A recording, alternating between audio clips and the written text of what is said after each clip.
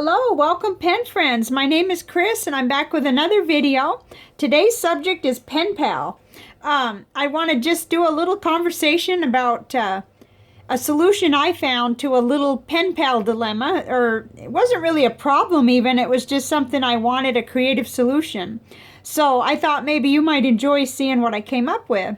So first of all, we'll move these things and I'll just talk about this. This is what I want to talk about. This is a little box that's about the size of a recipe box, and what it was originally was a little box to hold 22, well, we call them 22 shells, for a rifle. And so it's a Remington box and it's really pretty. It's got all kinds of neat artwork on the side of the animals and everything.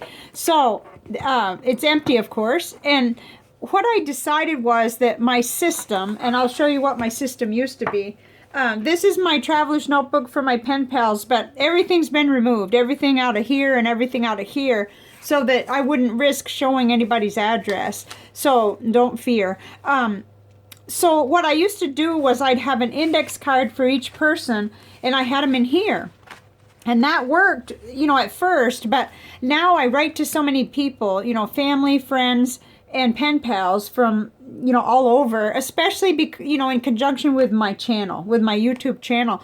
So I found that the cards were falling out, and I was really afraid I was going to lose them, or I was going to actually not keep up with the system well, because, you know, I had to rifle through them all if I was looking for one. And I'll give you an example. Like if somebody writes to you and they know you already have their address, so they just abbreviate their address, but I'm really paranoid about trying to get them right, especially the ones from overseas. So, you know, I retain them and I try to keep them, rather than have to go back into my letters, the actual letters, which are now quite a few because of the International Correspondence Writing Month, my family, friends who have moved away that I now write to, and people, you know, pen friends, and the whole pen community. It changes things when you really want to write to more people.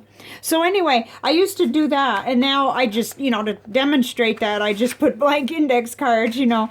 But that wasn't working out good. So I had this in mind, and I went to Walmart and I found these. And these are just like, you know, these little, they're plastic, but each one has the alphabet. So you can go ahead and organize them. And what I do is do it by first name, because that's what I'm the most familiar with anyway, with the folks that I write to. And I kind of tend to do that in my address book too, even though it's not the right way. And my husband has told me, where's this address? And I'll think, oh, maybe I put it by their first name. But this was real inexpensive. It was probably between $2 and $3. But at the time, all I had was this little set, and I didn't know what I was going to work in. And then finally I realized, oh, I have this tin. And actually I leave the extra index cards in there because it holds everything up. And I just file them in here. And I even did one for my mom, because she has somewhat of a complicated address that I don't want to make a mistake by thinking I know, even though I do know her address. I write to her a lot. You know, and another friend who is in my big address book, but I don't like to get up from my desk to get my big address book. So anyway, this is really worked out. And a lot of times you find tins like this in thrift stores. You find them all over. Or if you have anybody who is you know, a target practicer or a sportsman, you might ask them if they have some extra Remington tins. But I've seen lots and lots of this kind of thing in our thrift stores here. So that was the one thing that I wanted to mention. And then I had a question. I had a question from a pen pal and a viewer. The question was, how do you keep track of what you've already written to someone? And that's a really good question. I don't personally copy or scan, you know, what I write. It would just, to me, be a filing nightmare. I swear. I think it would just be, I know myself. And so what I do, and this is blank, so, you know, I'll jot down the date, and I'll write the person's name, and I'll put if it was a letter or a packet, and usually I'm more apt to do that if I've sent something like, let's just say I sent a couple rickshaw stickers. I'll put you know, rickshaw stickers, or I'll put, you know, a photo of myself or whatever photo, you know, just to jog my memory a little bit. But, you know, and I could go further. I could write something to do with the subject. But really, honestly, what I really do a lot is on the back of the envelope. So just pretend this is addressed to me and it has their return. And then on the back of the envelope, as I'm reading, I literally, you know, I have a pen and I'll just put things like, I'll even put, if there's something I want to respond to, like, you know, I love the ink color that they wrote with, I'll just put, you know, like, loved diamine oak. Okay, that's not even an ink, but you know, and then I'll draw a quick line. It's a mess on the back of the envelopes when I get done, because I may not write to them right then, but while I'm sitting there enjoying the letter the first time anyway, a lot of times it'll come to me what I do want to respond to, or like I'll put send, you know, whatever, cat sticker. I'll think of something that would be really cool for the next time, you know, or a postcard or whatever. And, you know, so I'll or if there's something that I really want to remember, like, you know, maybe the person's mom is sick, I might jot down, you know, mom's sick. And that I might actually transfer onto the index card. But don't think that I'm really great at this. It's just, you know, a lot of times I do because it helps my brain. But I always write on the back of the envelope something, because then when I go to respond, which is not normally the same day, sometimes it would be. I mean, there's times when I don't have hardly any. Right now I have 6 letters to answer, and I've sent out every day for the last 3 days several. So I've been doing pretty good with cards, and finished my Christmas cards, basically. And, you know, responding to letters and thank yous and all that. So I try little tricks like this that help me, but I noticed when I went in here, which is all bound up because it's got addresses and all kinds of stuff, and I don't want to, you know, it's almost all used up now, this one. It's taken me a whole year to use one insert, but I noticed, oh my goodness, December 3rd is the last entry, but I would know because as soon as I finish the letter to the person, so their envelope then goes where I keep my envelopes, which is like a treasure chest thing that I keep them in. So if I really want to know who I just wrote back to, it's right there on the top of my bookshelf, and it's a nice box, an ornamental box I've had. It was a chocolate box, a wooden one that I had since I was a kid.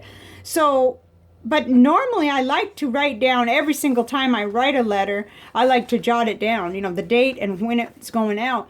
And in addition, but I hardly ever forget if I've sent something weird, like one time I swatched like 3 different inks onto a card, kind of like what we do for the, and I wrote that down because it would be just like me to do that again, you know.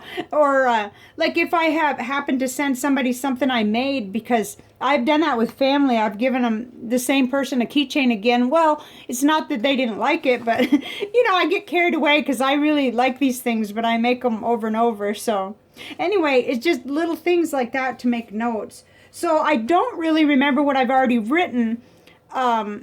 And I get letters from people where I realize, oh, they already told me that, but it doesn't bother me to hear it twice. In fact, I'm more likely to remember more about the person if I do get a little repetition, so that doesn't bother me. But I think it has to do with volume. Like if I only had maybe 5 pen pals, or you know, of course, there's my mother too, and my mother, I mean, there might be a test. You never know. I mean, she sends me things, I send her things, and then I really need to keep that stuff organized because she likes to discuss the articles and things, and you know, so I'm not all that super organized because I write so many letters.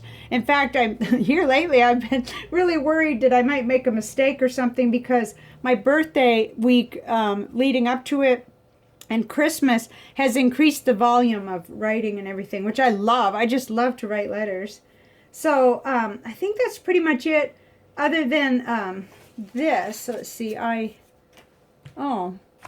well, I'm missing something, but I had questions about this too. This is a stamper that I got at Michael's, and I write, after I stamp it on the envelope, sometimes I write pen in a little micron, the 01. It's like this, only it's the 01. I write pen. Whoops. So that it ends up saying pen mail. It's just a little sort of a signature, but I don't do it on every envelope. I do enjoy doing that because during InCoWriMo, I liked seeing all the individual ways that people sort of had a signature on their envelope. And I'm not one for drawing or too much on the envelopes. I love to see that. I love to get that kind of thing, but my creativity hasn't yet extended that far. Maybe stickers and things like that. So that was something I had questions about too. So I meant to keep this kind of short, but I think that's pretty much it. Oh, and the other thing, oh yeah, let me just show you. The other thing is that you could find a box like this, like at a tobacco shop. They have these boxes that are just right for recipe size, and they'll sell them to you or give them to you. It just depends. Our local one, they charge like $2 for a box like this. This one was given to me when I was cleaning houses. The lady gave us each one, and it's just right for recipes and stuff. So that makes it just right for these kind of cards or dividers and index cards. So that's how you might, that's another thing. But thrift shops are just the beat all when it comes to finding things like this. It's really, really easy to find tins and wooden boxes and things like that. In fact, I have found these little dividers, like lots of stuff like this at thrift stores, but I like the plastic ones better, and so I went ahead and invested in them because they won't fold. They won't get all bent up, and I really enjoy having this on my desk. So I can, if I need to, I can look up the card or add something like, say somebody's going to have a baby, I might write on there, that, because that's exciting, and little things, because it's hard to remember. Even if it was just mom and my friend in New York and my friend in Chicago, and even went back when it was just a few people, I had to make notes. But it's all good fun. That's what makes it fun.